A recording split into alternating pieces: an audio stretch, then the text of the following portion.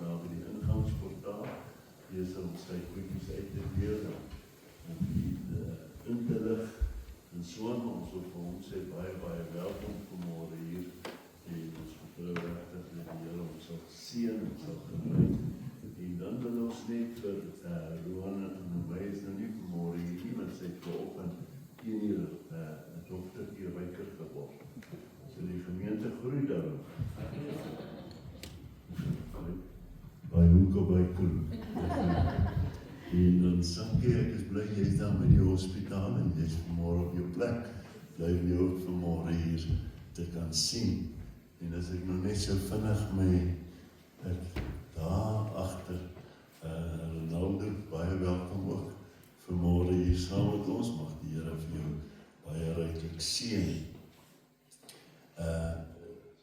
Verskonings, Niels en Belinda het verskoning gemaak, Hetty is siek, ons dink ook aan haar, maar ons wil ook voorbereiding doen vir al die mense wat siek is, jy weet met die oorskakeling van die winter na die somer, en het ons nou hierdie week koud gekry. Ons was, ek en my vrou was bevoorreg geweest om so vir 'n week, of midweek weg te gaan, en nou Dinsdag was dit so koud, ons het net in die bed gebly. Ons het net opgestaan, net so eentjie gery dat die kar net moet bly staan, en toe het ons nou maar weer in die bed ingeklim. Toe het ons nie geweet, daar is 'n aircon wat kan die vertryk warmer maak, maar ons het 2 aircons, maar nou ja, dit gaan ons nou maar so. Maar ons doen nog, Sankie, ons bid nog vir jou. En ons vertrou regtig die Here jy sal aanraak. En dan wil ek net voorbring oor die 4de pastoor in 4 maande van ons streek is gister oorlede. Pastoor David Venter van Sanien is gister oorlede, en ek wil tog vra, dink maar aan sy familie. Ek dink dit is maar baie hartseer, so 'n jaar terug, toe het hulle sy voet afgesit, so ek is nou nie seker wat is of dit nou maar die gangrene is, wat sy voet, wat sy dood veroorsaak het nie, maar, nou ja, ons glo mas, dat die Here maar 'n tyd vir alles nie, daar is tyd om gebore te word, en tyd om te sterf. En dan verjaarsdag hierdie week, Melanie verjaar die 17de, Jan Swannevelde die 21ste, en Roan Kutse die 23ste. Plaas hy kleintjie nog gewag tot die 23ste. Ek wil net 1 verjaarsdag gehou het, en so. En dan wil ons toch vra, ons aankondigings, ons bid hier woensdagoggend in 9:00 die kerk, en dan volgende Sondag dieselfde tyd ons erediens, en dan na agter kry toch vir u 'n nuusbrief, as u en lees dit. Ek wil regtig vir u vra, lees dit. Daar is kosbare inhoud in daardie nuusbrief saamgevat. En ek dink Blakkie is ook hier vanmorgen hier nie, hulle is ook nog nie so lekker nie. Lyk my, hy sukkel dalk met sy gesondheid, en dan wil ons ook vra die voedselprojek sal ondersteun, en so aan. So, kom ons vertrou die Here dat hy vir ons sal seën in hierdie week. Amen. Maar meer besonder dat hy ons vanmorgen gaan seën. Amen.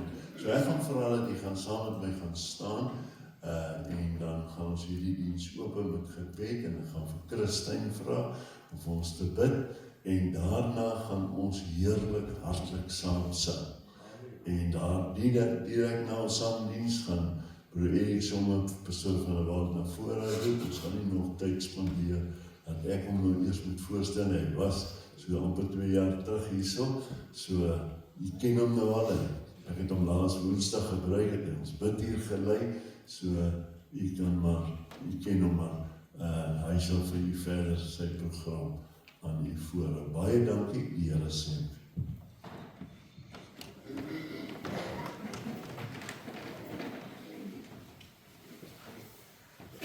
Vader van ons Here Jesus Christus, wat 'n voorreg om in die huis van die Here te kan wees. Amen. Wat 'n voorreg om te kan erken en te kan weet dat ons belyde Christen is, werklik wedergebore kinders van God in hierdie gebou vanmôre. Die wat dit nie is nie, Here, dis maklik. Neem Jesus aan en hy sal jou verlos, sy bloed sal jou skoon was, die wonde van sy liggaam sal jou genees word. Here, ons eer U baie, dankie Vader, ons weet dat die woord waar is, dat ons weet dat daar niks is wat ons hoef te vrees nie, dat ons behoeftes in U kan bekend maak, en weet Here, deur gebedsmeking met danksegging dat U hoor en die vrede van God wat alle verstand te bowe gaan, ons hart en sinne in Christus bewaar. Here, ek wil bid vir die prediker vanmôre, ek wil bid vir die lofsanger vanmôre, ek wil bid vir elke hart dat ons geopende harte sal hê, maar meer ook geopende ore sal hê, en dat ons dan 'n spaar in ons binneste sal hê om te kan hou, vashou, te kan hinker en daaroor te kan besin die boodskap van vanmôre. Here, mense wat siek is, ons dra daar nie. Ons weet, Here, daar's 'n tyd om te kom en tyd om te gaan. Maar Vader, die woord sê uitdrukklik dat deur die wonde van Jesus daar vir ons genesing gekom het. Hy het ons krankhede opgeneem en ons smarte die het hy gedra. Dankie daarvoor, Here. Dankie dat die evangelie lewe. Dankie dat Christus van die is, was en sal wees nog altyd dieselfde. Die koning van die konings. En Here, as ons kyk en ons kyk na die tekens wat hier buite gebeur, in die wêreld gebeur, in die Midde-Ooste gebeur, Vader, dan wil ons werklik vir U sê baie dankie dat ons weet, dit is benoude tye, en ons weet, Here, dat die tyd naby is vir Christus om te verskyn, om op die wolke te kom, en sy kinders te kom haal. Vader, hierdie boodskap vanmôre, seën asseblief in Jesus naam. Amen. Ek het goeie nuus vir die mense daar van die Walmer weer. Ek sien volgende week is die maksimum temperatuur 27, 28, maar weet jy wat? Die week wat verby is, ek so koud gekry in die oggend. Toe besef ek, ook omdat daar verskillende seisoene is, sodat 'n mens die een en die ander kan waardeer. Soos die seisoene in mense lewe, maar weet jy wat is gemoedsrustig? Dat God in beheer is van hierdie seisoene. Maar ek wil volgende vir jou vraag vra. Ek het vanoggend kerk toe gekom om net gou 'n paar liedjies te sing en na die woord te luister. Of ek het vanoggend gekom om die koning te ontmoet.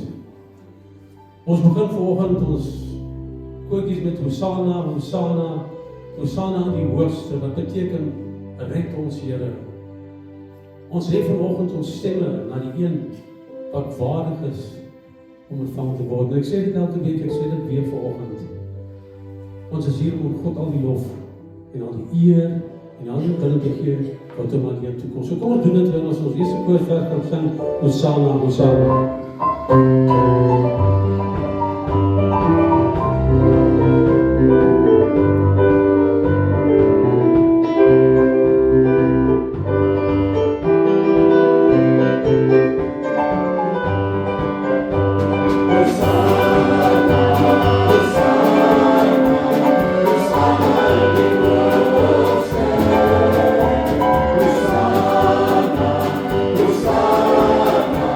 Hosanna in the world.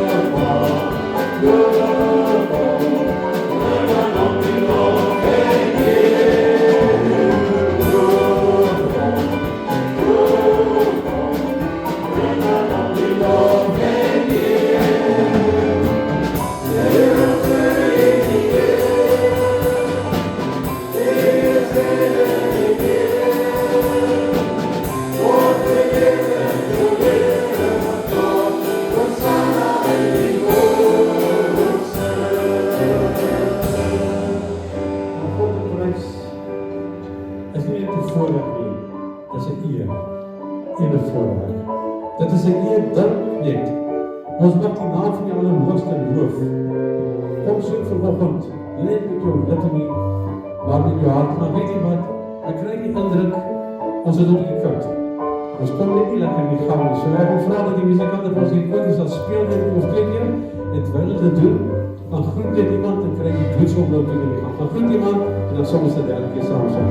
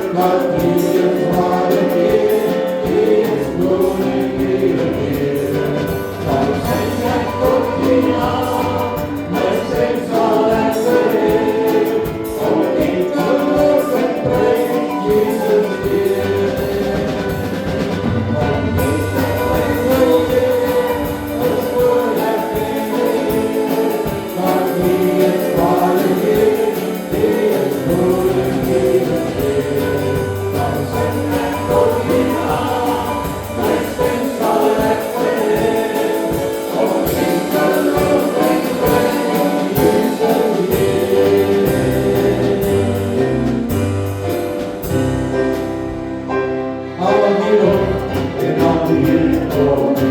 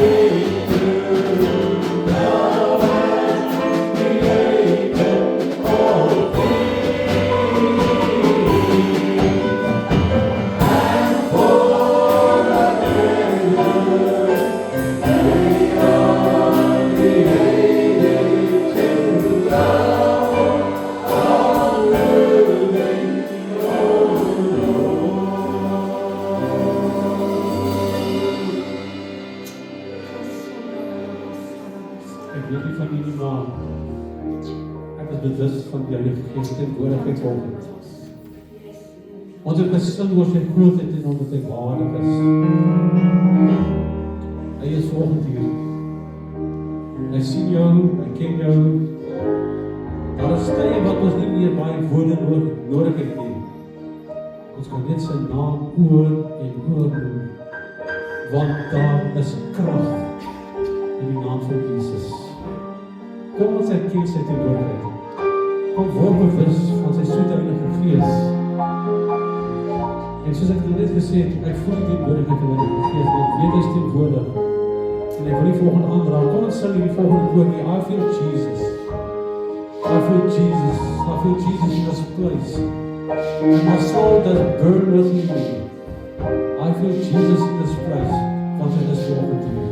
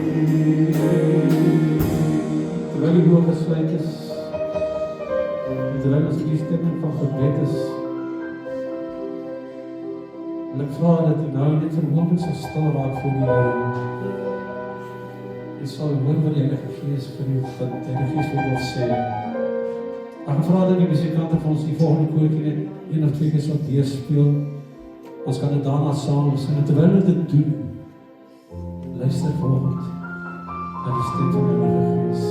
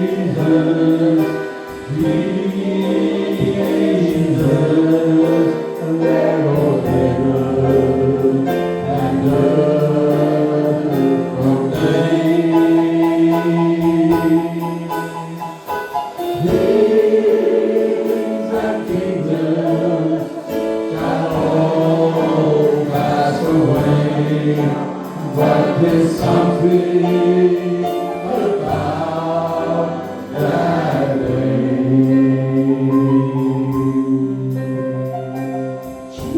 Jesus, Jesus, Jesus,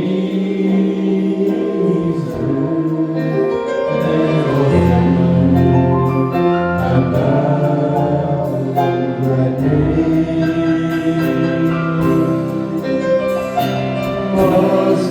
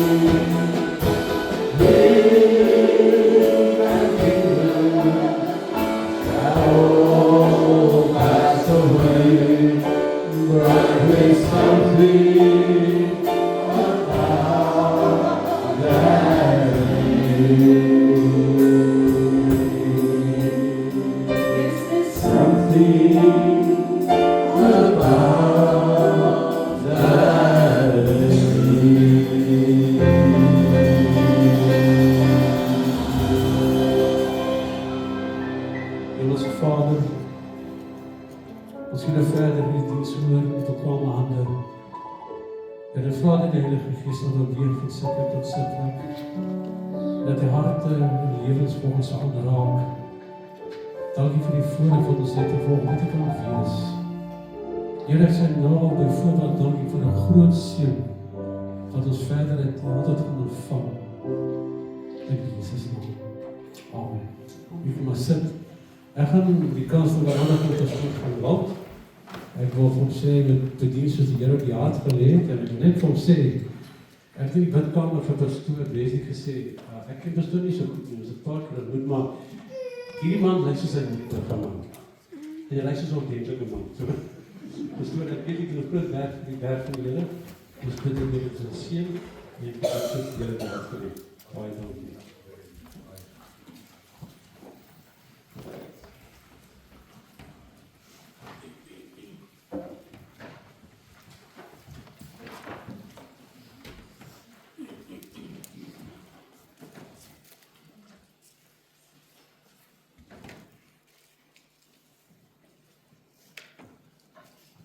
Ek groet julle in die wonderlike naam van ons Here Jesus Christus.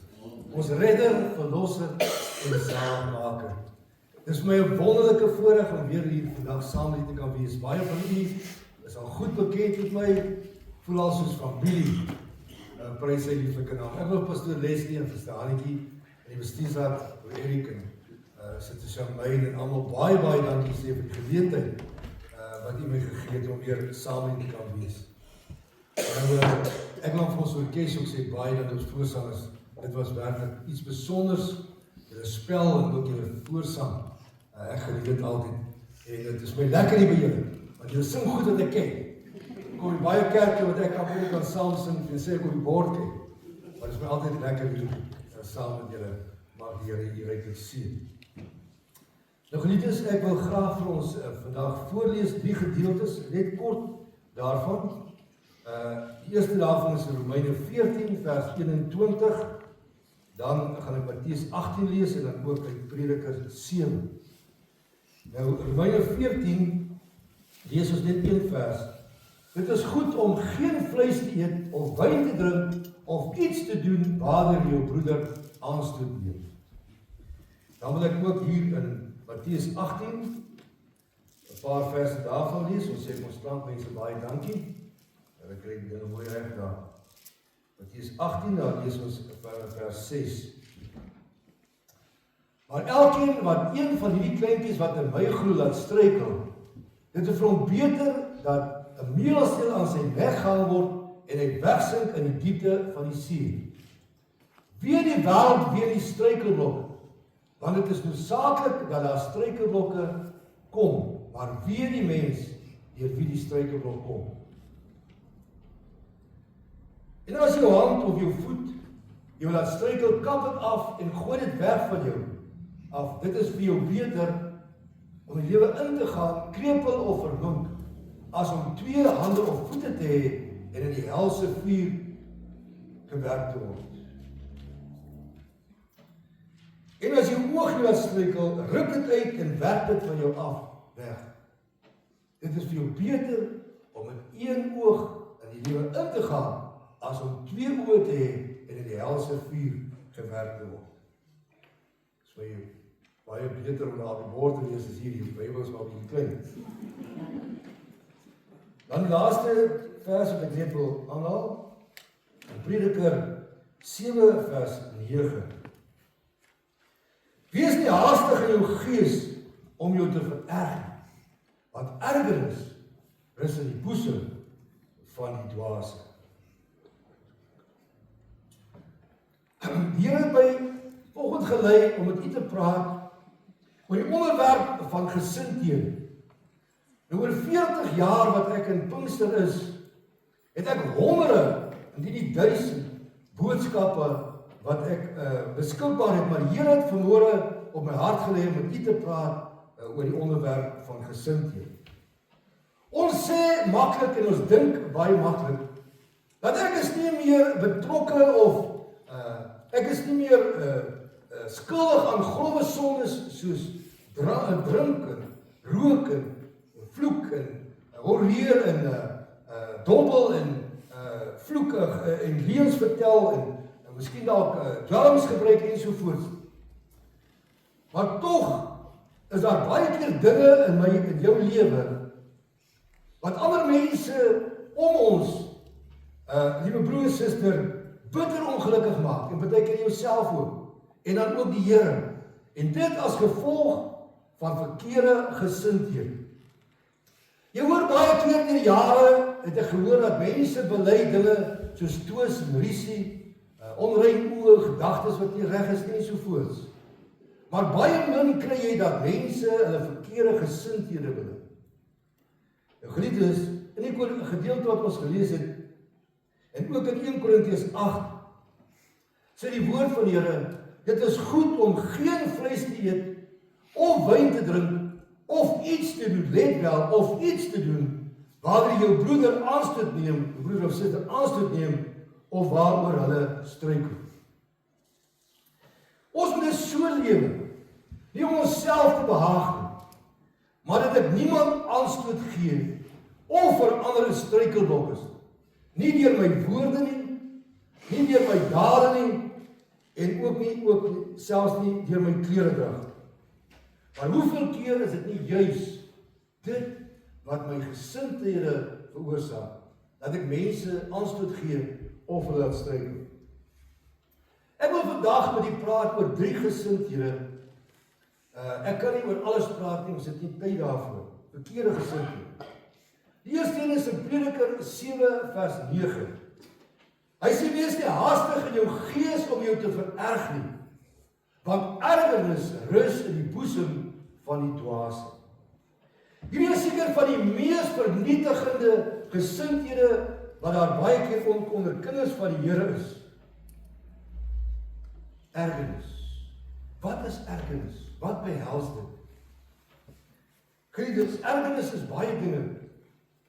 Maar onder andere die volgende, om jou te vererg, om kwaad te word, om toornig te raak, om ongeduldig te wees, om ongeskik te wees, of onbeskof, of humeurig, kort van draad, of vreemd, gou om te twis en rusie te maak, ensovoorts, ensovoorts. Mense dink baie keer dat hulle reg om kwaad te word. Maar hoeveel mense word nie seer gemaak deur daardie gesindheid? Nou waaruit spreek ergernis en alles wat daarmee saamgaan wat ek vir genoem het, soos onbeskoftheid, kort van draad of vleurigheid, die meerigheid ensovoorts. Wat is die oorsaak daarvan? Dan wil ek in die eerste plek sê, baie keer 'n hastige gees. Mense reageer sommer op die ingewing van die oomblik. En dan raak hulle baie keer ongeskik, of hulle broers sit opvleurig ensovoorts. In die tweede plek, 'n gebrek aan selfbeheersing. Dit wil sê 'n gebrek aan die vrug van die Heilige Gees. In die derde plek, dat mense wandel nie in die gees nie, maar in die vlees. Die ou mense, pastoor Leslie het gesê, jy's nou in die vlees. Mense wat in die gees is, hulle is vleeslik.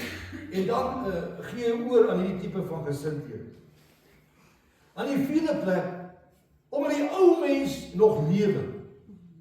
Dat die ou mens nog nie gesterf het of nog nie dood is in jou. In die vyfde plek, omdat mense nie nederig genoeg is. Baie mense raak ongeskik of ongeduldig en onbeskof wanneer hulle geld begin kry. Of as hulle posisie begin kry, dan gaan dit na hulle kop toe. En dan dink hulle kan op ander mense trap. En wat sê die woord van die Here hiervan en hieroor? Prediker 7 vers 9 sê, ergernis rus in die boesem van die dwaase. My broer en suster, ek wil vanmôre vra, is jy 'n dwaas? As jy nie is nie, hoekom gee jy dan oor aan hierdie tipe van gesindhede, van vererg, van die meerigheid, van opvleurigheid, van twis ensovoorts? Dan wil ek net by sê, ons mag nooit vir mekaar sê jy's 'n dwaas.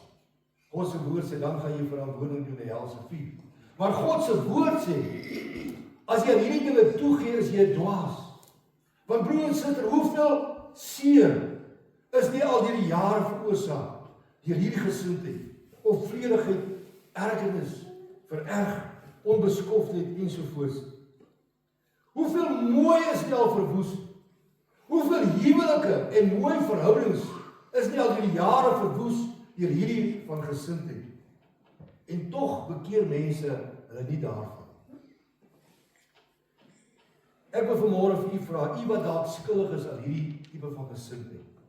Hoeveel mense wil jy nog verwoes voordat jy tot insig sal kom? Nou ek wil slag mense vra, nou moet julle skerp wees daar. Spreuke 29 vers 22 sê, 'n opvleende man verwek twis en 'n driftige man is ryk aan oortreding.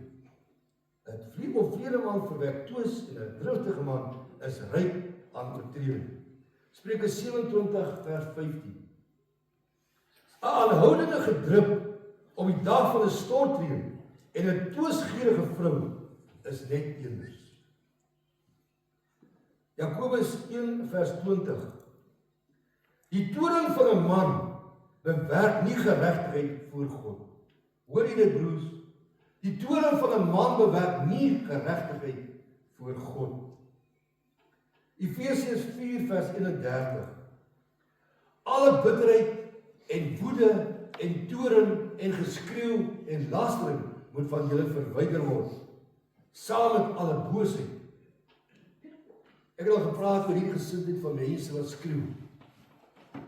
As dit te lyn om te loop, dan sê ek, kom hier! Broer, sit jy steen die Heilige Gees deur so gesindheid. Loop aan daai persoon toe, gaan praat met daai persoon wat jy vir hom of haar wil sê. Prediker 10 vers 4. As die toorn van die heerser, dit wil sê die duiwel, in jou opkom, verlaat nie jou pos nie. Hoor nou, hy sê, want bedaardheid voorkom groot fout. Om bedaard te kan wees, my broers, voorkom jy groot fout. Die laaste vers wat hier dan wil aanhaal, Spreuke 16 vers 24. Vriendelike woorde is soos heuningkoek, soet vir die siel en 'n genesing vir die gebeente. Christus, al die skrifte is pragtige skrifte, dis mooi. Maar doen ons dit? Is ons woorde vriendelik? Broers en susters, hou ek my van twisgierigheid en opvleerigheid en driftigheid in hierdie tipe van gesindheid. Nou wil ek vanmôre dit sê, hoe moet ek dit oorkom? Hoe kan ek dit oorkom? In die eerste plek, geliefdes, om jou 100% te bekeer van die gesindheid. Want hoeveel mense wil jy nog verwoes deur jou twis, risie, opvleerigheid, ergernis en die vererg, opruk en daardie tipe van gesindheid. In die tweede plek om te bid vir die vrug van sagmoedigheid en selfbeheersing. Broer, suster, jy kan daarvoor bid. Sê, Here, maak my sagmoediger soos wat Moses sagmoediger was en gee my selfbeheersing. In die derde plek, leer om rustig te lewe. Om bedaard te wees. Ek wil ons verlede gewerk het daar in Nilstroom, pastoor Leslie en Annetjie was op daai tyd daar, in Nilstroom, met tye. Het ons op 'n dag, het ek en 'n pastoor, Weber het ons gery van Nilstroom af Warmbad, toe hy ons gaan besigheid doen daar by die bank. En terwyl ons toe ry ek so 115. En hy sê my, bro Hannes, ry stadiger. En ek ry stadiger so 100. Ek kan 120 ry. Hy sê, broer, ry stadiger. Ek sê, maar ek ry nou 100, ek kan 120 ry. Hy sê, broer, ry stadiger. En ek bring my spoed af tot 90. En broer, suster, toe ek by 90 kom, toe kom die heerlikheid van die Here in daai kar. Die salwing van die Here kom op my. Toe besef ek, hierdie haastige gees van jou broer van die wêreld moet regkom. Broer, ons hart loop baie keer vir die stem van die Here weg. Omdat ons so onrustig is, so haastig van gees is. Wil ek vanmôre sê, raak bedaard. Raak rustig. Loop rustig, beweeg rustig. Werk rustig. My vrou sê altyd, jy maak my klaar. Nie so rustig. Nou ja, ek is besig om reg te doen. Dan geliefdes, leer om jou tong te beheer. Dan geliefdes, leer om stil te bly. Tel maar 1 tot 5, en as dit nie werk nie, tel tot 10. Of gaan loop en draai. En terwyl jy draai, moet plek jy die bloed van Jesus oor jou. En bid jy, Here, help my, dat hierdie gesindheid van my sal wegwees. Dan geliefdes, wandel in die Gees.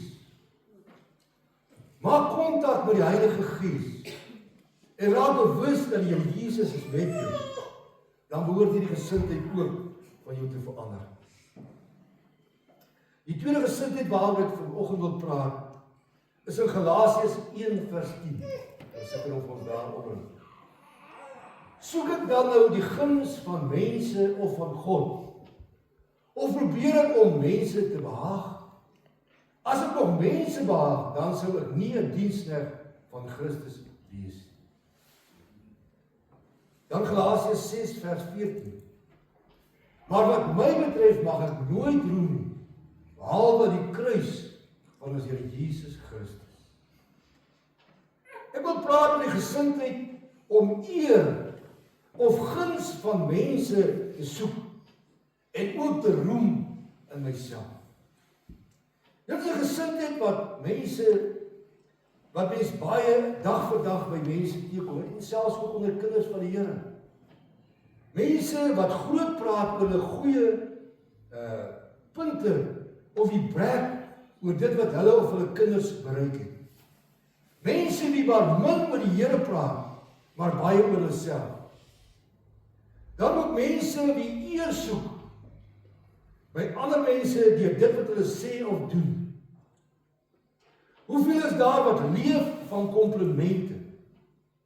Wie dit soek, wie dinge doen om te hoor hoe goed jy is of hoe oulik jy is. Waar kom hierdie gesindheid vandaan?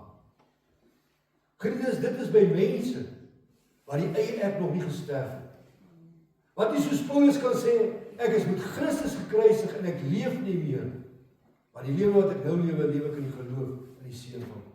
Die eie ek het nog nie gesterf. Dis mense wie nog vol van hulself is.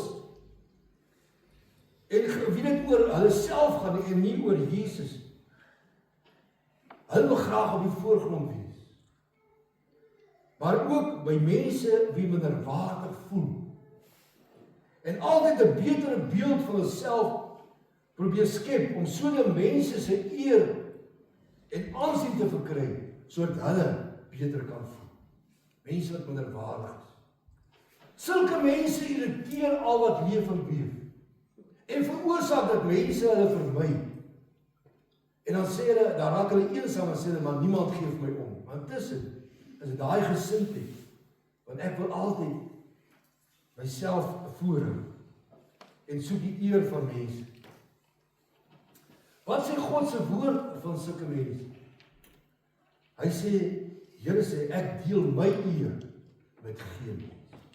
Ons het hier gesing, al die lof en al die eer kom U toe.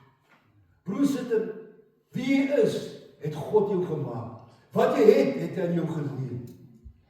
Ons het niks om oor te roem. Paulus sê, wat myself aan betref, mag ek nie roem nie, behalwe in die kruis van ons Here Jesus Christus. Dan geliefdes, wat die skrif ook aangehaal het, hy sê, as jy nog 'n soeker van mense se eer is, kan jy nie 'n diensknegt van die Here wees. Hoe moet ek en jy dit oorkom? In die eerste plek om soos Johannes te kan sê, ek moet minder word en hy meer. Ek moet minder word en hy meer. Geliefdes, as jy aan hierdie gesindheid skuldig is, draai jou aandag van jouself af weg en draai jou aandag na Jesus. In die derde plek, bely jou eersoekerheid en dat jou lewe oor jouself en nie oor Jesus se eer gegaan het. Begin oor Jesus te praat en te getuig as oor jouself. Here het op 'n stadium vir my daar in Liddelstoel gesê, Pastoor Leslie, jy sal nooit alle mense kan tevrede stel. En broer, sit dit daardie dag, het daar iets in my lewe gebeur.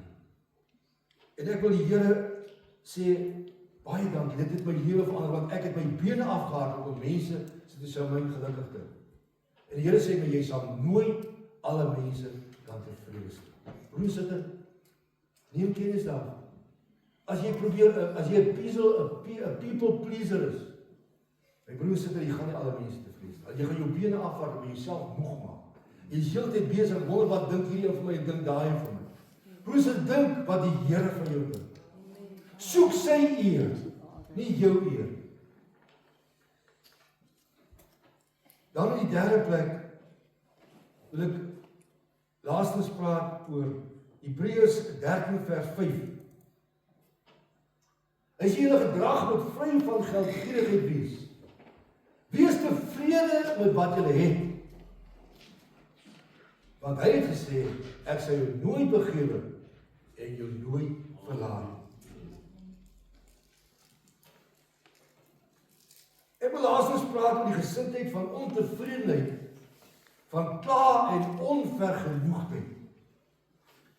Weet, Israel se gesindheid om te kla en te murmureer, het veroorsaak dat hulle 40 jaar in die woestyn rondgeswerm en nie die beloofde land kon ingaan. En broer Sitter, ek wil sê, dit is ook van toepassing op die mens. Jy en ek sal die hemelland mis. Want broer, jy kla nie teen jou man en jou vrou en jou pa en jou ma nie. Jy kla as te ware teen die Here. Daai volk het teen Moses uitgevaar, maar die Here het nie so gesien. Die Here het gesien, hulle kla teen hom. En so kla ons eendag teen die Here, wie my lewe beheer. Hoeveel kinders van die Here murmureer of is ontevrede met omstandighede? Wie eintlik kla met die witbrood onder die arm? Maar wie dit eintlik baie goed gaan? Wie 'n dak oor 'n kop het, 'n ordentlike dak oor 'n kop, nie in 'n sinkkuier bly nie. Wie kos het, dit verskil seker van die gehalte van mekaar, maar ons het iets om te eet. Ons het 'n klerekas waar daar heel wat klere is. My broers, Sitter, ons is gesond. Van tyd tot tyd dalk nie. Maar baie keer maak jy ons gesond en ons kan gesond voortgaan. Ons het geliefdes wat vir ons omgee. Ons het 'n kerk met mense wat vir jou bid jou pastoor en sy vrou en die mense wat vir jou daar is. Jy het 'n werk of jy het 'n inkomste. Baie rede om dankbaar te wees, maar is mense nie vergenoeg daarmee? Is hulle nie tevrede daarmee? Soek hulle altyd nog meer en nog beter? My broer en suster, hulle sê as jy 'n kar besit, is jy een van 5% van die rykste mense op die aarde. Want 95% van die aardse mense het nie karre. Dis die waarheid. Hoe geseënd is u en ek? En waaruit spruit hierdie gesindheid van kla onvergenoegdheid? In die eerste plek uit selfsugtigheid. In die tweede plek uit gemaksigtigheid en uit bederf. Baie mense is bederf. En broer sitter, jy kan hulle nooit tevrede stel met niks. Daar's mense wat moeilik is om tevrede te stel. Hulle is met niks tevrede nie. Hulle is ondankbaar. Nie as 'n engel in die hemel sal hulle tevrede stel, het pastoor Frisbee gesê. Mense wie streef na te hoë dinge, na rykdom en aardse besittings en aansien, wat baie keer beter as my broer en my suster en my familie wil wees. As hulle 'n kar kry, dan moet ek ook een kry. As hulle 'n groter huis het, moet ek ook 'n groter huis hê. As daai vrou die butiek klere dra, moet ek dit ook dra. Daai gesindheid, broer, suster. Mense wie nie nederig is en afhanklikheid van die Here besef. U en ek is afhanklik van die Here deur en deur. Sonder hom kan ons niks doen. Dan ook mense wie nog nie gelouter is deur swaar kry. Of wat nie geleer het in hulle moeilike dae om te waardeer. Broers, ek wil wie sê, as jy die dag nie weet waar vandag die kos vandaan gaan kom, dan waardeer jy 'n stukkie brood. Dan is jy tevrede met 'n stukkie brood. 'n Mens moet besef, ons is baie gesien. Laastens ook mense wie nie bewus is, of wat nie berus in die wil van die Here vir hulle lewe nie, maar eintlik in opstand teen die Here is. En wat sê die woord vir sulke mense wat altyd ondankbaar is, onvergenoegd is? 1 Tessalonisense 5 vers 18. Wees in alles dankbaar, want dit is die wil van God in Christus Jesus voor julle. Wees in alles dankbaar. Daar was 'n sekere suster, as hulle daar kom kla oor hulle omstandighede, dan het sy geluister, maar sy sê, my kind, het jy al vir Jesus dankie gesê? Dan sê hulle maar, Tannie, hoe kan ek vir die Here dankie sê vir hierdie ding wat my pad laas gekom het? Sê maar 'n ongeluk of wat ook al. Sy wil nie hoor nie, sy sê, my kind, het jy al vir Jesus dankie gesê? Ons moet wees in alles dankbaar, want dit is die wil van God vir julle, dat ons sal dankbaar wees. Hebreërs 13 vers 5. Wees tevrede met wat julle het. Nie kla oor dit wat jy nie het. Wees tevrede met dit wat jy het. Die laaste teks, 1 Timoteus 6 vers 6. Ek wil julle sê, julle skerp daaroor. Baie dankie. Maar die godsaligheid saam met vergenoegdheid is 'n groot eis. Ek wil herhaal. Maar die godsaligheid saam met vergenoegdheid is 'n groot eis. Broers, wees vergenoeg met dit wat jy het. Wees dankbaar met dit wat jy het. 'n tevrede mens is 'n gelukkige mens. Tevredenheid word nie geskep deur aardse besittings en die aansien en die eer wat ander mense vir jou gee, maar deur 'n hart en 'n lewe wat opreg is voor God. Dit bring vrede en tevredenheid om te weet dat die Here sal altyd vir jou saak teen goeie Here. Broers, ek het 'n stadium het ek my werk verloor. Hulle het geretrench by 'n plek. En ek ry daar weg, my vrou is 8 maande swanger, ek het nie mediese fonds nie. En ek ry die kar en ek sê, Here, hoe kan U dit nou toelaat? Dat ek my werk verloor op hierdie stadium. My vrou is ver swanger en nou moet ek my werk verloor. En die Here praat nou met 'n hoorbare stem in daai kar en sê vir my, nou sal sien of dit wat jy vir ander mense sê, of jy dit self glo. Ek sê, Here, hoe bedoel jy? Here sê, jy sê vir mense, alles sal ten goeie meewerk vir die wat hom liefhet. Glo jy dit? Broer sê daar, ek vang pastoor Leslie, ek vang hy stiebel so met my bene so. En ek steek my hand in die lug en sê, ja, Here, ek glo dit. Broer sê ook dit uitroep, slaan die salwing van die Here op my kop. En ek loop soos ijskoue water so my af. En dit oor my hart en dit vat al die bekommernis so uit. So 2 kilometer daarna toe kon ek nie daai kar hou nie. Toe is ek uit die kar, ek is op die kar. En ek begin die Here te prys, want hy gaan elke saak ten goeie meewerk. En dit was so. 2 weke daarna toe kry ek 'n baie beter werk met 'n baie beter salaris.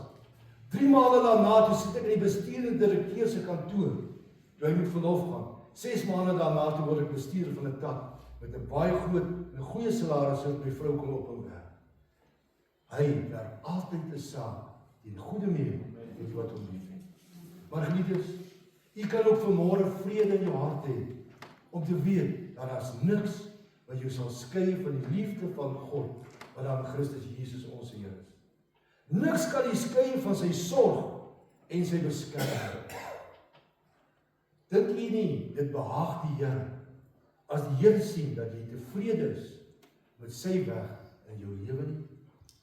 Geliefdes, u gesindheid kan mense nader trek na Jesus toe, of dit kan mense wegstoot van Jesus af. Ook in jou huis, jou gesindheid, kan mense nader trek na Jesus toe, of dit kan hulle wegstoot van Jesus af. Hoe lyk u lewe in die gesindheid vanmôre? Is u lewe 'n struikelblok vir ander, of is u 'n trekpleister na Jesus? My broer en suster, wat gaan u doen daar? Dis wat belangrik is. Ons maak almal foute, maar dank die Here, die regverdige struikel, maar hy staan weer op. As u dan skuldig is vanmôre aan hierdie gesindheid, dan wil ek vanmôre vir u sê, bekeer die dag, bely dit, vra die Here om jou te vergewe, en gaan lewe as 'n trekpleister na Jesus toe. Mag die Here sy woord sien. Amen.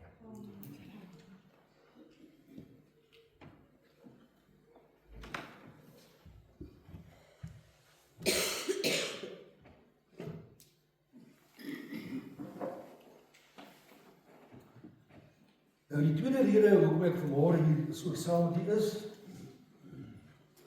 om nie te praat oor die werk van geopende deure.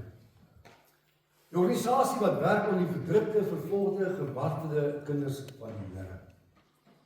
Nou deur groot genade van die Here was ek bevoorreg geweest om so 27 jaar voltyds vir die Here te werk, maar nou is ek afgetree. Maar dan die Here is nie uitgetree. Die laaste 4,5 jaar het die Here dit vir my so beskik dat ek betrokke kan raak by hierdie mooi werk van hierdie pragtige organisasie geopende deure. Hoe moet jy dit so ongeveer 1250 voltydse werkers wêreldwyd, maar duisende mense soos ek wat net deeltyds vir die organisasie werk. Nou broers, dit is die groot genade van die Here. Beweeg ek onder alle kerke. Hierdie jaar het ek al by 4 NG kerke die hele diens gedoen. Van die openingsgebed, die seën, die liedere, preek, die seën uitgespreek op die einde alles. En so beweeg ek van by Volle Evangelie Kerk, AGS, PPK, Lede in Christus, Lewende Woord, Evangelies Gereformeerde Kerk, Gereformeerde Kerk, Hervormde Kerk, alle kerke, swart kerke, klelinkerke, beteken moet ek Engels preek en praat ook, van alles makkelijk, maar die Here help. En so doende kan ek die wonderlike werk van Opende Deure ondersteun. Nou broers, ek wil vanmôre sê, hoe bevoorreg is u en ek vanmôre om hier vrylik die Here te kan aanbid. Maar wat as my aanbidding van die Jesus beteken dat my lewe in gevaar gestel word, dat ek aangerand word, dat ek ontvoer word, dat ek in die gevangenis beland en dat my lewe selfs geneem word. Baie mense mense glo dat die vervolging van kinders van die Here iets van die verlede is. Maar dit is 'n feit dat op hierdie stadium ongeveer 388 miljoen Christene ernstig vervolg. Toe ek 2 jaar gelede met u gepraat het daaroor, was die syfer 358. Nou is dit al 385 plus. My broer en suster, wat is die rede van Christelike vervolging? Die rede daarvoor is om mense te kry om hulle rug op die Here Jesus te draai, om die Here Jesus te verloor. Maar die tweede plek ook om mekaar te verraai. Jy weet, in hierdie lande waar hierdie vervolging so ernstig plaasvind, maak die vyande baie staat dat kinders van die Here mekaar sal weggee. Want jy weet, hulle aanbid baie keer in geheime omstandighede, baie keer in die oggende 4 kom by mekaar of laat in die nag, baie keer in die woud, baie keer onder geboue ensovoorts. En maak hierdie vyande staat dat mense mekaar sal verraai en sal weggee. Nou geliefdes, daar is ongeveer 50 lande wêreldwyd wat ernstige vervolging beleef op hierdie stadium. 14 van daai 50 lande is in Afrika. Ongeveer 93% van al die vervolgde kinders van die Here is op hierdie stadium in Afrika. En dit is hoofsaaklik as gevolg van die moslems wat die Christene so ernstig vervolg. 1 uit elke 5 Christene in Afrika word vervolg. My broer en suster, op hierdie stadium is die lande soos Nigerië, Sudan, Eritrea, die DRK en Mosambiek. Hierdie lande is van die top gevaarlikste lande in die wêreld. Natuurlik die gevaarlikste land is Noord-Korea. Daar moet jy werklik, jy moet baie mooi jou spore loop of hulle gaan jou doodmaak of in die tronk gooi. Want naast dit is Nigerië vandag tweede op die lys. Nou geliefdes, Open Deure het die laaste jaar 2025 het ons 345.000 mense gehelp op een of ander wyse, ek sal nou daaroor praat. Net om die syfers te gee, op hierdie stadium word ongeveer 14 Christelike kerke per dag aangeval. Baie van hulle word met bomme opgeblaas, ander word met petrolbomme aan die brand gesteek, ander word opgeskiet. Ek kan vir julle 'n video speel op my selfoon, wat daar die kar is, dat in Nigerië die laaste jaar het hulle 2200 Christelike kerke. Het hulle daar, nee, sies 18.000 Christelike kerke en 2200 Christelike skole het hulle al die laaste jaar het hulle beskadig, aangeval, verbrand of opgeblaas. In Pakistan begin verlede jaar toe twee ouetjies iets te sê gehad oor Mohammed. Toe gaan die moslems hulle brand in daardie dorp 10 kerke af en 100.000 van gelowiges. Plus minus soos ek sê 14 kerke hier in die noorde van Mosambiek. Is daar al meer as 50 Christelike kerke beskadig en afgebrand ensovoorts. Geliefdes, op die stadium word bereken dat plus minus 16 kinders van die Here per dag vermoor word. Party daar meer, ander daar minder. In Nigerië die laaste jaar is 52.000 mense al vermoor. In Irak hierdie jaar 1000. En so vind ons gereeld vervolgings. Daar in Nigerië so 'n paar maande gelede toe die kinders van die Here uit die kerk kom, toe skiet hulle 81 van hulle dood voor die kerk. In die DRK nou so teen 2 maande teen die DRK in Kongo, toe die kinders van die Here in die huis van die Here kom, toe skiet hulle 71 van hulle dood. En nou omtrent 'n maand gelede was daar 'n begrafnis van die kinders van die Here. Toe kom Jesus en hulle skiet 70 van hulle dood daar by die begrafnis. Hulle gaan skiet nog 30 plaasmense. Broers en ek weet nie wat daar buite aan. Hierdie mense lewe in vrees van die môre tot die aand. Plus minus 17 kinders van die Here beland daagliks in die tronk as gevolg van hulle geloof in die Here Jesus Christus en kom baie keer buite daaruit. Ongeveer 27 vrouens word dag vir dag seksueel aangerand of vervolg as hulle weier om die Here Jesus te verloor. Die moslems is wreed. Broers, hulle sal hulle eie ma, hulle eie sussie laat verkrag of laat vermoor as hulle die moslim geloof aflê. Dis die waarheid. Hulle is werklik baie aggressief. Geliefdes, wat doen of waarvoor staan 'n organisasie Opene Deur? Opene Deur is in die eerste plek 'n nuwe winsgewende organisasie. Ons is hoegenaamd nie ingestel op wins. Ons probeer hierdie 388 miljoen Christene op allerlei wyse bystaan waar ons kan. Dan is ons ook 'n stem vir die vervolgde kerk in lande waar hulle nie 'n stem het. Ons voltydse werkers beweeg in regeringskring om die regeringe te kry om hierdie Christene ook vryheid van aanbidding te gee. En dan geliefdes, is ons op die oomblik besig, en ek dank die Here, baie van julle het al reeds die petisievorm voltooi. Ons is besig om 'n petisie op te stel of te laat teken waar ons 1 miljoen stemme by die United Nations voor die einde van die jaar wil voorlê om beswaar te maak teen die dood van die Christen. Nou die stadium het ons al oor die 500,000 stemme. En baie van julle het vanoggend geteken, maak hy syfer beter. En ek wil julle nooi na die einde van die diens. Agter is verskeie vorms met penne. U skryf net die naam van die land en die e-posadres, of as jy nie e-pos het, die selfoonnommer en teken dit. En dan, jy moet nie bang wees, dit gaan nie by regering kom. Dit is net 'n getalstemme wat na United Nations toe gaan om beswaar te maak teen die kinders van die Here. Nou ons voltydse werkers en deeltydse werkers soos myself, ons beweeg van plek tot plek en land tot land om mense in te lig wat aan die gang is. Hoekom? Om mense te kry om vir daai mense te bid. En waar moontlik 'n bydrae te maak sodat hierdie mense kan voortgaan om die lig van die wêreld en die sout van die aarde te wees. Opene Deur ondersteun hierdie miljoene der miljoene Christene op verskeie wyse. Ek het net ook sê 555.000 mense is in verlede jaar gehelp. Nou geliefdes, is ons hooftaak, buiten dat ons mense wil aanmoedig om vir die mense te bid, is om Bybels aan te koop by die Bybelgenootskap en dit in te smokkel in lande waar daar nie Bybels beskikbaar is. Ek het myself nou beskikbaar gestel om van volgende jaar af dit ook te doen. Want die Here het nou aandag met my gepraat en hy sê gaan.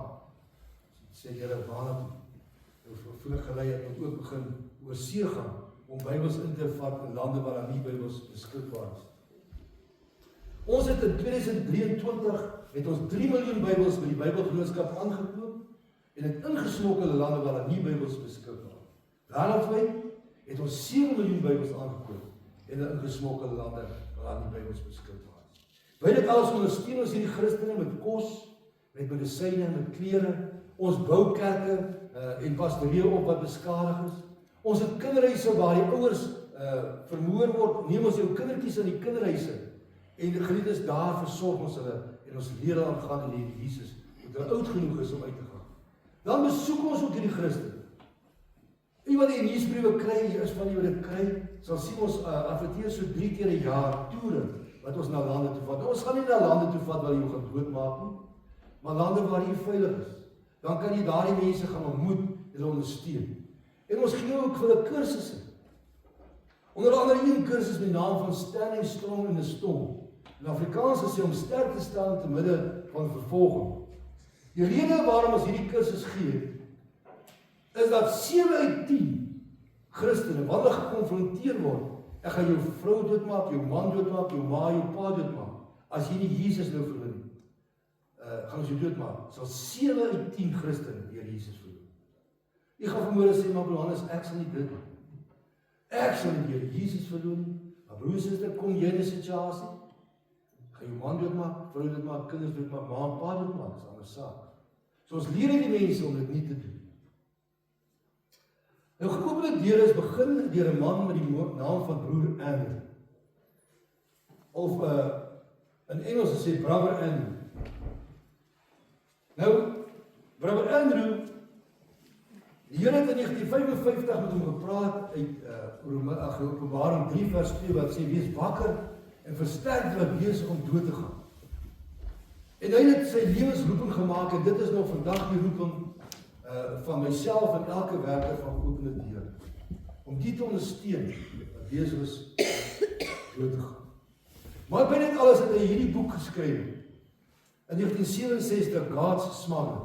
Nou, iemand het vir my vanmôre gesê, sy ouers het die boek gehad. Nou, ek en my skoonouers het ook vir my jare terug die boek gegee om te lees. En dit het my hele lewe verander.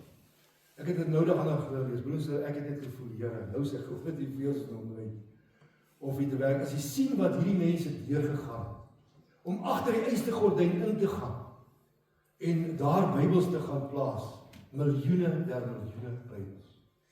Nou, hierdie man het hierdie boekie geskryf in 1 jaar is hierdie boek God Smuggler in 30 tale vertaal en 10 miljoen kopieë in 1 jaar in 1967 verkoop. Daarna natuurlik miljoene der miljoene. Nou broers, ek wil julle aanmoedig. U kan hierdie boekie bestel by Geopende Kerk, kan vir adres gee, of u kan dit by Koenboeke koop. En u kan dit selfs tweedehands koop vir R20 by baie keer by tweedehandse winkels. As u enigstens die geleentheid, as jy ooit 'n boek gelees het wat jou lewe gaan verander, is dit hierdie boek. Om te sien hoe die Here met hulle gewerk het, hoe die Here vir hulle finansies voorsien om Bybels te koop en in te vat in hulle, en hoe die Here mense se oë gesluit het. Jy weet, hierdie man as hy by grensposte gekom het, wat hy altyd gebid en sê, Here, sluit hulle oë, dat hulle nie my Bybels kry. Ek sien ander 'n video, wat is so jammer, sister, daai video is van my WhatsApp af, dat ek dit vir kon stuur. Waar hulle amper soos 'n rolprent gemaak het van broer Andrew se lewe. En sister, hoe hy kom by die grenspos, dan sy kar se boot is vol by ons. Dan bid hy sê, Here, sluit hulle oë dat nie my Bybels kry. Dan staan hy wag. Hy staan en kyk vir hy Bybels, maar hy sien dit nie. Maak as hy tas oop, dan is daar 'n klein Bybeltjie, daai hele tas vol. Hulle kyk, maar hulle sien dit nie. So het hy deur al die jare nooit een Bybel verloor. En miljoene der miljoene Bybels. Aan die aanvanklike jare ingesmok in Oos-Duitsland, Belarus, Tsjechoslowakye,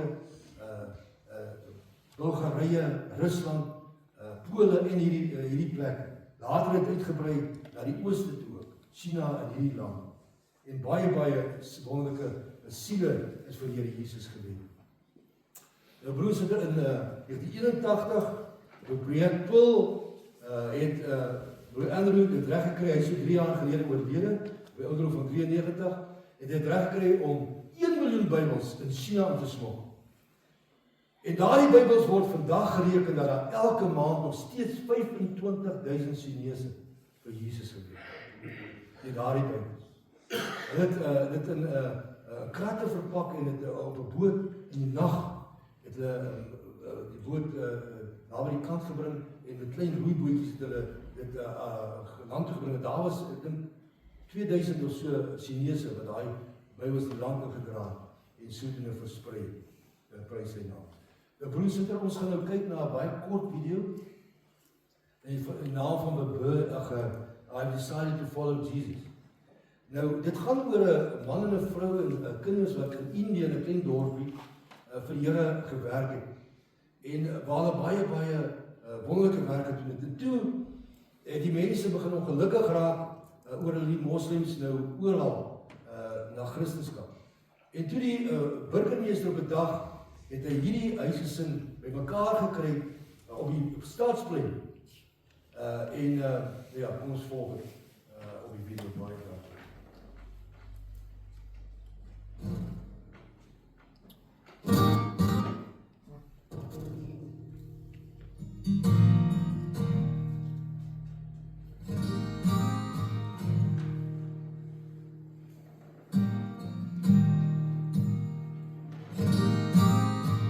There's a true story of a small village in India.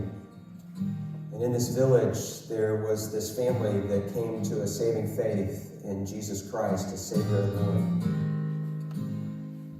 This agitated the village so much, and everybody became so upset that an angry mob gathered and shoved them into the public square. The village chief confronted them, and he said to the man, "If you and your family will not recant your faith, you all will surely die." The man didn't know what to say or what to do. And so the only thing that came to mind for him were the words of the song that he himself had composed when he had first surrendered his life to God. And so he began to sing, "I have decided to follow Jesus. No turning back, no turning back." with that horrifically. His children were killed. I have decided to follow Jesus. I have decided to follow Jesus. I have decided to follow Jesus. No turning back, no turning back.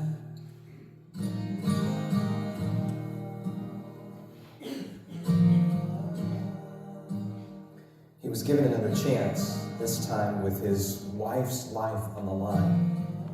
And yet he continued to sing, "Though none go with me, still I will follow.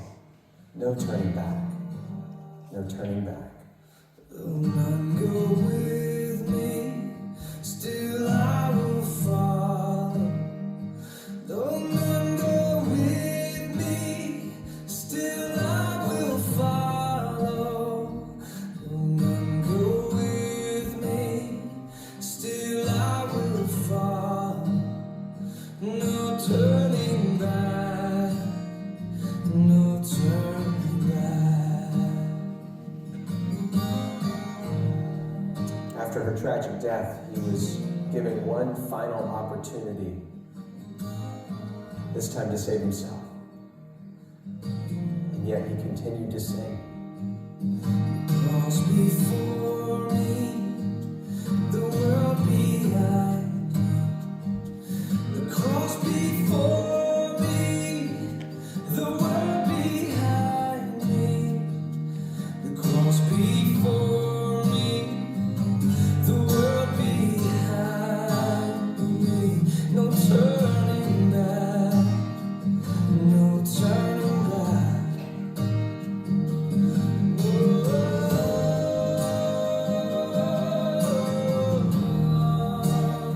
Even though that man and his family died on that day, something remarkable happened.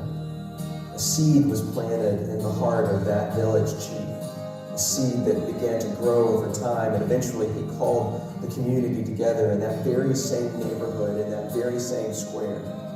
And he renounced his former faith and declared his allegiance to Jesus Christ. And a celebration broke out in that moment, and the gospel began to flourish and to grow in that community, not just in that village, but across the whole region. Because they had seen real faith, and they knew the true character of God because of a family that believed and sacrificed, even under the penalty of death.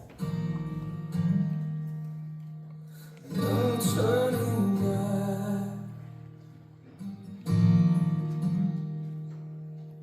No turning back.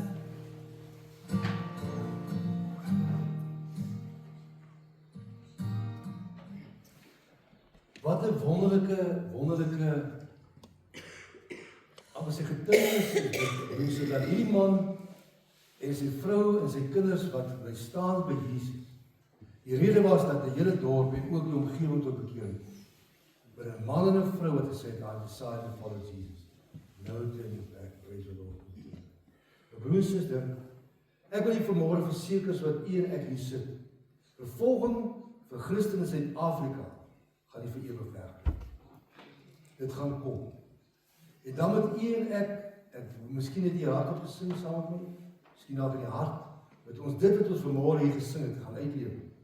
I decided to follow Jesus, no turning back. Praise the Lord, no turning back. Mag die Here gee dat dit so sal wees. Dat hierdie getuienis van hierdie mense vir ons sal aanmoedig om by die Here Jesus te staan. Nou kan vir my vanmôre vra, Johannes, hoe kan ek betrokke raak? 1 Korintiërs 12 vers 26 sê, as een lid bly, bly al die lede. Maar as een lid bly is al die lede saam bly. Hebreërs 13 vers 3 sê, dink aan die gevangenes asof julle self gevangenes is. Broers en susters, hierdie mense in hierdie verdrukte omstandighede vra nie veel. Hulle vra bid vir ons. Waarvoor moet ons bid? Hulle vra bid dat die Here ons krag en genade gee om deur die vervolging staan te bid. Hulle vra nie dat ons moet bid dat die vervolging ophou nie, maar dat hulle krag en genade van die Here sal ontvang om getrou te bly. Nou broer en suster, ek wil u vanmôre verseker dat daar gaan 'n dag aanbreek as die Here ons genade gee dat ons by die Here gaan kom. En dat daar 'n man en 'n vrou of 'n kind gaan wees wat gaan sê, jy is die rede dat ek hier is, want jy het vir my gebid. Daarom wil ek vanmôre vra, my broer en suster, dis die minste wat u en ek seker kan doen vir hierdie mense, is om vir hulle te bid. En ek wil u tog maar vra, wil nie elke dag in die gebed tyd, al is net 'n paar sekondes of 'n minuut afstaan, om vir hierdie 388 miljoen Christene wat my en jou broer en suster is, vir hulle te bid. Sê Here gee vir hulle krag en genade om staan te bly. Nou baie van u het reeds die vormpie ontvang, wat hy dit voltooi het, dan moet dit nog vir my gee, maar daar is van die wat nou later gekom het wat my gemis het. Ons het daar agter 'n inskrywingsvorm, wat ek wil vra dat u vir my asseblief sal voltooi, want die wat gekry het, asseblief broers, voltooi dit. Jy gaan nie spyt nie. Ons gaan vir u maandeliks 'n omsendbrief van geopende deure se kant af stuur. En daarin gaan die getuienisse kry van hierdie mense, hoe die Here vir hulle voorsien, en ook gebedsversoeke. Dis gratis, jy kry dit op die WhatsApp of op 'n e-pos. Dit kos jou niks. Moet tog nie vandag hier wegloop sonder om te doen. Dan in die tweede plek, as jy voel jy wil graag 'n bydrae maak vir die aankoop van Bybels of die ondersteuning van die kinderhuise, dan is jy welkom om op bladsy 2 van daai vorm die aftrekorder gedeelte te voltooi. Dan wil ek net bysê, broer en suster, u tiende behoort aan die huis van die Here. Dit behoort nie aan geopende deure of Bybelgenootskap Gideons of so. Dit behoort aan die gemeente. Maar as u 'n donasie kan doen op 'n maandelikse basis, R100, R200, R300 ensovoorts, sodat u kan, dan kan die bladsy 2 voltooi. As jy nie bankbesonderhede weet nie, skryf dit in naam, die bedrag wat jy bereid is om te gee, teken dit, en dan sal ek u bel om die bankbesonderhede te kry. Maar as jy voel jy wil net 'n eenmalige bedrag gee, 'n Bybel kos ongeveer R190, dan kan jy bladsy 3 die bedrag skryf en sit dit net binne, maar u moet tog maar asseblief bladsy 1 voltooi, want ons wil u graag bedank. Dan geliefdes, u kan dan, soos ek net nou gesê, jy kan saam met ons gaan toer na hierdie lande toe, dit word geadverteer in hierdie nuusbriewe. En dan kan u saam met ons gaan die mense ontmoet.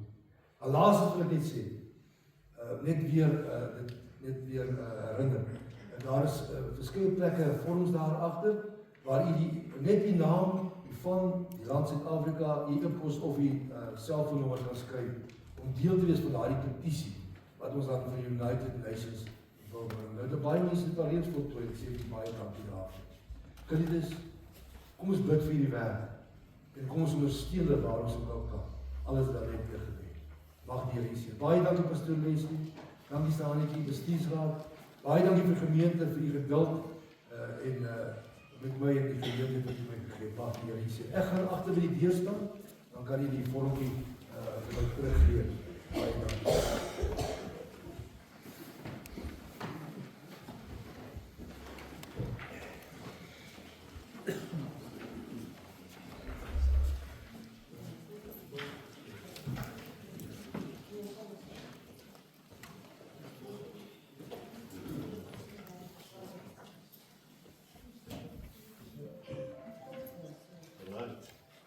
Baie dankie, pastoor Anders. Was dit baie stil, en weet jy wie dit agtergekom het?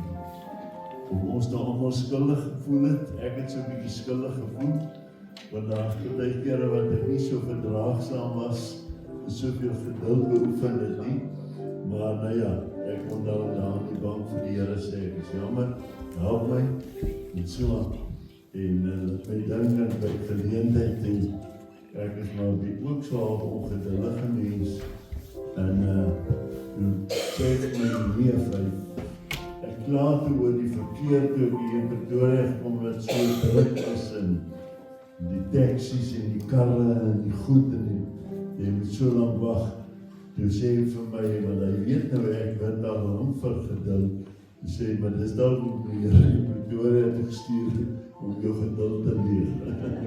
So, maar kom ons sing hierdie koortjie, I have decided to follow Jesus, en dan gaan ons op die wag vir die tiendes en offergawes wat ons gee vir die Here. Kom ons staan, sing ons hartlik.